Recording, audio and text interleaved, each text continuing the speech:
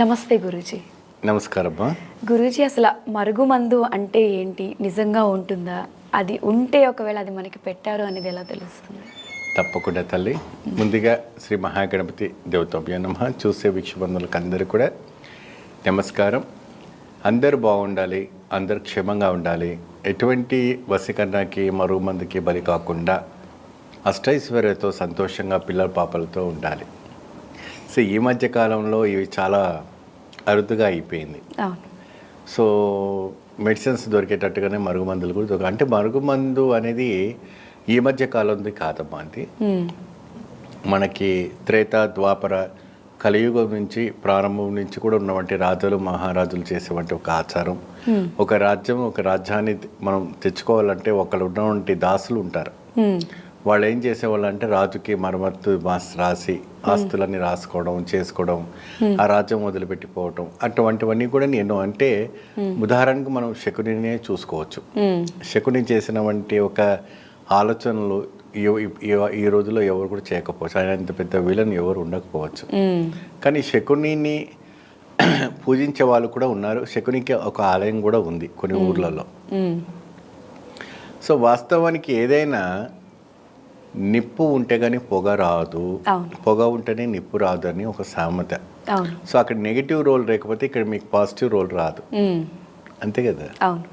So కాబట్టి ఎవరైనా కూడాను చేసే అంటే ఈ మరుగుమందు ఎందుకు పెడతారు? భార్యాభర్తలకి, ప్రేమికులకి, మరి ఎవరికైనా ఇష్టమైన వాళ్ళకి, లేదంటే ఇంకా ఏదైనా ఆస్తులు బాగా ఉందంటే వాళ్ళకి ఈ మరుగుమందు పెట్టడం వల్ల ఏం జరుగుతుందంటే ప్రాణాలే పోతాయి. ఎందుకు పోతాయి, ఎలా పోతాయి அப்படிంటే ఎప్పుడైనా కూడా వాళ్ళు మాంసంలో పెడతారు, లేదంటే ఇంకేదైనా పదార్థాలు పెడతారు. అది లోపల పోయిన తర్వాత అది ఒక గుడ్డులాగా తయారయ్యి దానికి వెంట్రుకలు వస్తాయి కడుపులో. ఆ గుడ్డులో వెంట్రుకలు వచ్చిన తర్వాత అది ఎప్పుడెప్పుడు కూడాను అది డెవలప్మెంట్ అవుతూ ఉంటుంది, దానికి ఆ ఒక శక్తి పెరుగుతూ ఉంటుంది. అప్పుడు ఆ మనిషి పిచ్చోళ్ళలాగా అయిపోతాడు. ఆ స్త్రీ కానీ పురుషు కానీ ఎవరైతే ఉన్నారో ఆ ఒక మరుగుమందికి బలైపోతారు. ఆ గ్రోతింగ్ అవుతుంది. అవి ఆ బ్లడ్ వామిటింగ్స్ చనిపోవడం అని జరుగుతూ ఉంటాయి. ఇది చాలా ప్రమాదకరమైన వంటిది, ఇది నిషేధించవలసిన వంటి విషయం.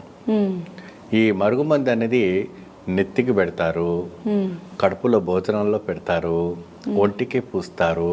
మీ బట్టలను తీసుకెళ్ళి వశీకరణ చేసి దానికి మరుగుమందు పెడితే ఆ వస్త్రం మీరు ఎప్పుడైతే కట్టుకున్నారో వాళ్ళకి వశం అవుతారు.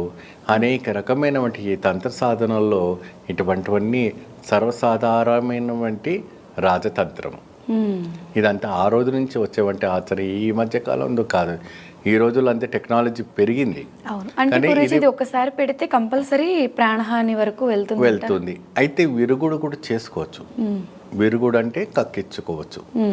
మీకు మందు పెట్టారు కాబట్టి వాళ్ళు పోసే పసరులో అది బయట పడిపోతుంటుంది. అది కొన్ని ప్రాంతాల్లో ఉన్నాయి, మందు తీసేవాళ్ళు ఉన్నారు. అది తీసేస్తే ఆ గుడ్డు బయట పడిపోతుంది. దానికి అన్ని వెంట్రుకలు వచ్చేసి ఉంటాయి.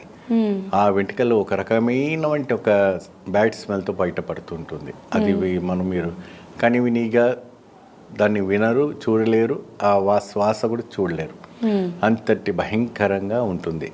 సో ఈ రకంగా ఈ యొక్క శుద్ర ఆలోచనతో చేసేవాళ్ళు చాలామంది మనుషులు మన చుట్టూ నవ్వుతూ తిరుగుతూ ఉంటూ ఉంటారు. చాలా జాగ్రత్తగా ఉండాలి, చాలా జాగ్రత్త వహించవలసి వచ్చినటువంటి విషయం ఇది. అసలు మీరు చెప్తుంటేనే నాకు ఇలా గూస్ బంప్స్ వస్తున్నాయి గురూజీ. అంటే దీనికి విరుగుడు కూడా చేయడం వల్ల అంటే ఎప్పట్లా నార్మల్గా అయిపోతుంది? విరుగుడు అంతా మేము చేస్తాము. వాళ్ళకి ఎటువంటి వశీకరణ చేసినా, ఏ తంత్ర సాధన చేసినా మన కేరళ సాంప్రదాయం ప్రకారంగా మన కేరళ సాంప్రదాయం వంటి తంత్ర సాధన ద్వారా వాళ్ళని విరుగుడు చేసి వాళ్ళని మామూలు మనిషిగా చేస్తారు. ఇక్కడ ఈ ఒక దానికి 3 శక్తులు చాలా అవసరం. 3 శక్తులను పూజ చేస్తారు. ఒక శక్తి కాళి, రెండవ శక్తి చోటానికర్ భగవతి, మూడవ శక్తి వచ్చేసి విష్ణుమాయ టెంపుల్ తిరుచిలో ఉంటుంది, త్రిశూర్లో. ఇది తాంత్రిక, మాంత్రిక, యంత్ర, మంత్ర, యక్షిణి, మాయ మరి చేతబడి, భానుమతి ప్రయోగాలకు అతీతమైనటువంటి దేవత ఎవరంటే విష్ణుమాయ. ఈ విష్ణుమాయ వచ్చేసి దున్నపోతు పైన కూర్చొని ఉంటారు. ఈయన అన్ని సాధారణంగా ఈ విష్ణు పడవ మీద ఉంటారు, కానీ ఇక్కడ విష్ణుమాయ టెంపుల్ ఏంటంటే దునపొత్తు ఆకృతితో ఉంటారు. ఇక్కడ ఆయనకి విభిన్నమైనటువంటి నైవేద్యాలు పెడుతుంటారు. విభిన్నంగా అంటే ఇప్పుడు శైవంగా పెట్టేది కాదు, మద్యపానీయము చేపలు అవి నైవేద్యం పెట్టి పూజలు చేస్తారు ఇక్కడ విష్ణుమాయ టెంపుల్లో. అదే విధంగా కాళీ, కలకత్తాలో కాళీ, మరి ఎర్నాకుళంలో ఉన్నటువంటి చోటానికర్ భగవతి, భూత పేత పిశాచ యక్షిణి కింగర చేతబళ్ళ భానుమతి ప్రయోగం ఎటువంటి అయినా కూడా ఆవిడ గారిని మీరు ఆలయంలో మీరు ప్రవేశించారంటే ప్రతి వాళ్ళకు దయ్యం పట్టిన వాళ్ళందరూ ఆడుతూ ఉంటారు అక్కడ. వందల మంది ఉంటారట, జడలన్నీ విడబోసుకొని ఇట్లా నెత్తులు కొట్టుకొని రక్తాలు కారుతూ ఉంటాయి. అమ్మవారు కొట్టి తీసేస్తూ ఉంటుందట వెళ్ళిపో అనేసి. ఆటోమేటిక్గా అక్కడ 3 రోజులు 4 రోజులు 40 రోజులు అలా పెట్టేసి అలా ఉంచేస్తుంటారు, కాళ్ళకు గొలుసులు కట్టేసి. ఈ వీళ్ళంటే ఏంటంటే ఈ దేవతలకందరూ కూడా ఈ ఏదైతే యక్షిని సాధన, ఈ మరుగుమందు చేసే వాళ్ళకందరికీ అతీతమైన వంటి దేవతలు వీళ్ళు. కాబట్టి దీనికి తంత్ర సాధనతో వీరు కూడా ఉంది.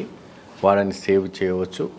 వాళ్ళు ఎన్ని రోజులైంది వాళ్ళకి ప్రయోగం చేసి, ఎన్ని సంవత్సరాలైన ప్రయోగం చేసి అవన్నీ కూడా చూసుకొని వాళ్ళకు వీరు కూడా చేస్తే అతీతమైన వంటి ఫలితంతో సుఖంగా ఉండడానికి అవకాశం ఉంటుంది.